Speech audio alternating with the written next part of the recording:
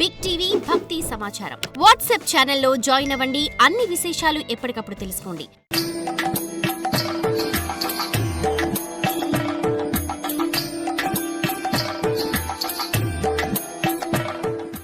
యుధిష్ఠిరుడు భీష్మాదుల అనుమతి తీసుకొని శ్రీకృష్ణ సమేతుడై కాండవ ప్రస్థం అనేటువంటి అరణ్యాన్ని ప్రవేశించారు. అరణ్యం ఇచ్చాడు, రాజ్యం సగం రాజ్యం అది.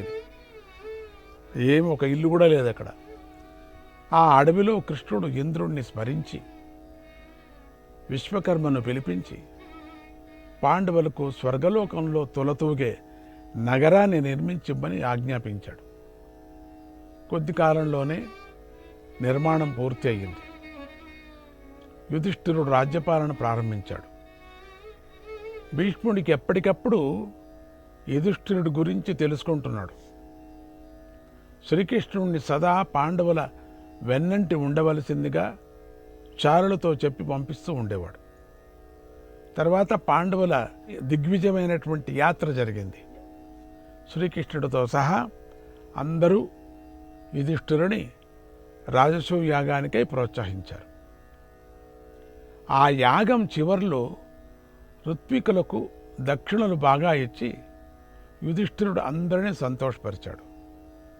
భీష్మాచార్యుడు యుధిష్ఠిరుని సమీపించి, యుధిష్ఠిరా, ఈ శుభ సమయంలో స్నాతకుడు, ఋత్విజుడు, ఆచార్యుడు, ఇష్టుడు, మహారాజు, బాంధవుడు, ఈ ఆరుగురు గౌరవించదగినవారు. ఈ ఆరుగురిలో గుణగణాలతో సర్వశ్రేష్ఠుడైన వాడిని ముందు పూజించాలి. ఇకపై నీ కర్తవ్యం ఇదే అని బోధించాడు.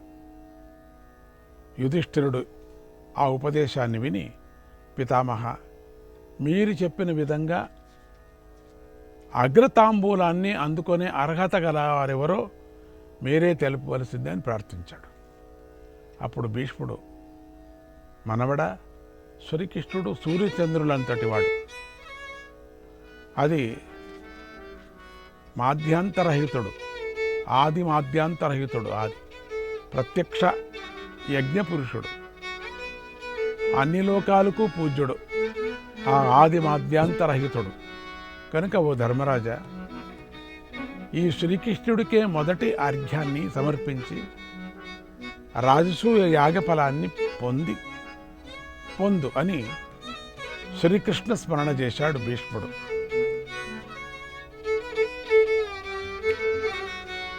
నందముకుంద గోవింద నవనీత చోర గోవింద,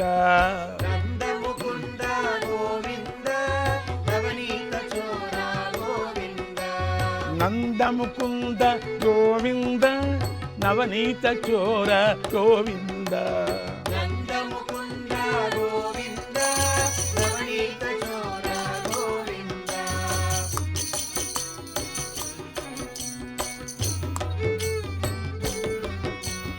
అప్రమేయ గోవింద అమిత పరాక్రమ గోవింద, అప్రమేయ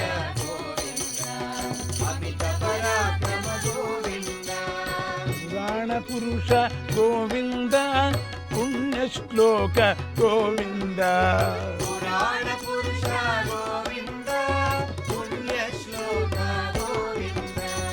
నందముకుంద గోవింద నవనీత చోర గోవింద.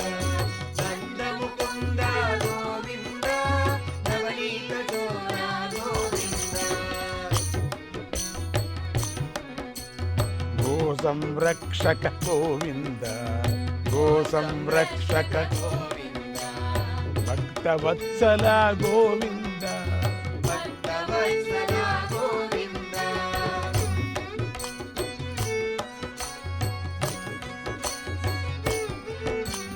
భాగవత ప్రియ గోవింద, భక్తవత్సల గోవింద,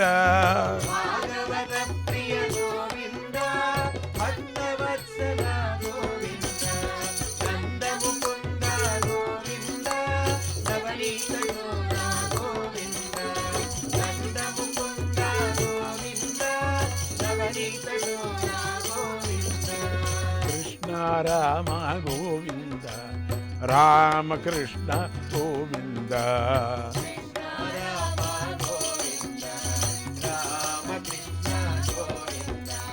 కృష్ణ కేశవ గోవింద సచ్చిదానంద గోవింద. కృష్ణ కేశవ గోవింద సచ్చిదానంద గోవింద. నందముకుంద గోవింద నవనీత యోగ గోవింద. నందముకుంద గోవింద నవనీత యోగ గోవింద.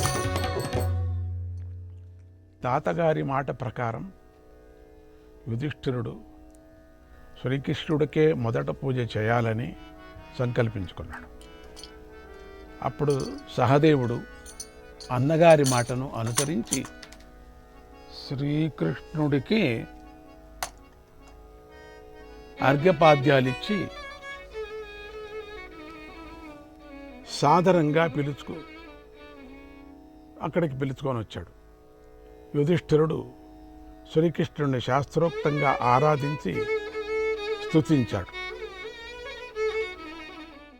త్వామేకమాహు పురుషం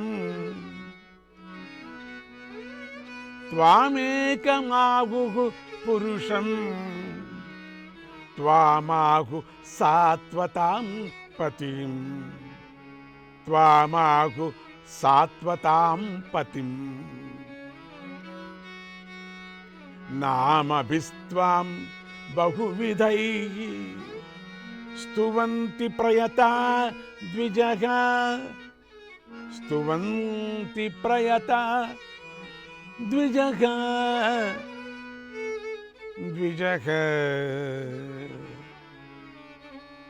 దేవా, పెద్దలు నిన్ను అందరి శరీరాల్లో ఉండేవాడివని ఉపాసకులకు పతివని స్తుతిస్తున్నారు. ఇంకా లెక్కలేనన్ని పేర్లతో నిన్ను కీర్తిస్తున్నారు. విశ్వకర్మన్ నమస్తేస్తు విశ్వకర్మన్ నమస్తేస్తు విశ్వాత్మన్ విశ్వసంభవః విశ్వకర్మన్ నమస్తేస్తు విశ్వాత్మన్ విశ్వసంభవ. విష్ణో జిష్ణో హరే కృష్ణ విష్ణో జిష్ణో హరే కృష్ణ వైకుంఠ పురుషోత్తమ వైకుంఠ పురుషోత్తమ వైకుంఠ పురుషోత్తమ వైకుంఠ పురుషోత్తమ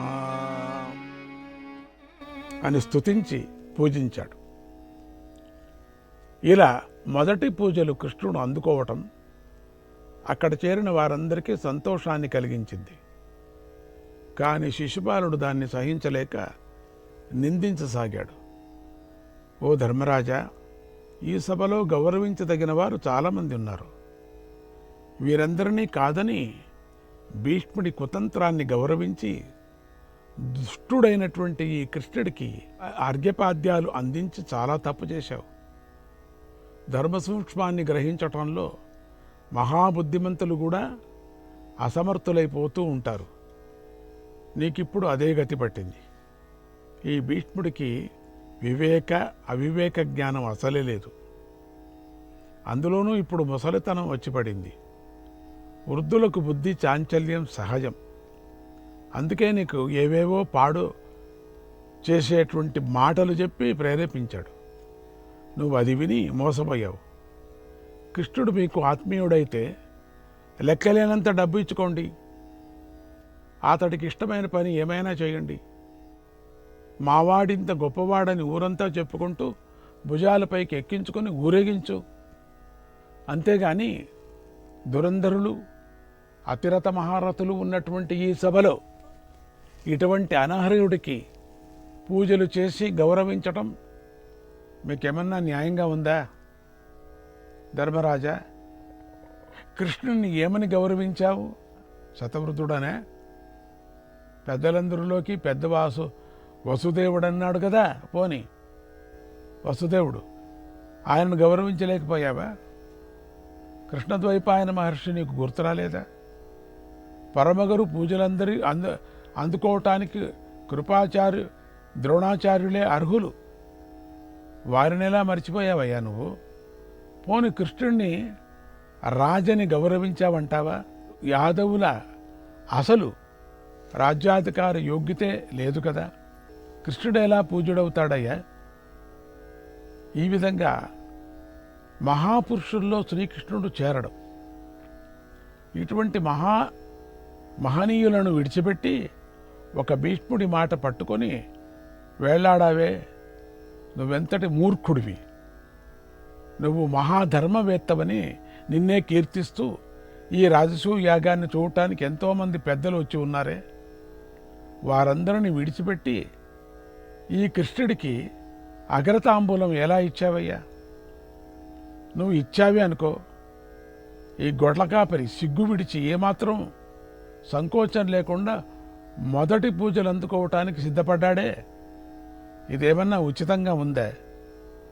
నపుంసకుడికి పెళ్లి, చెవిటివాడి సంగీత శ్రవణం, గుడ్డివాడి సుందరి దర్శనం, కృష్ణుడి పూజ, ఇవన్నీ ప్రయోజనం లేని పనులు.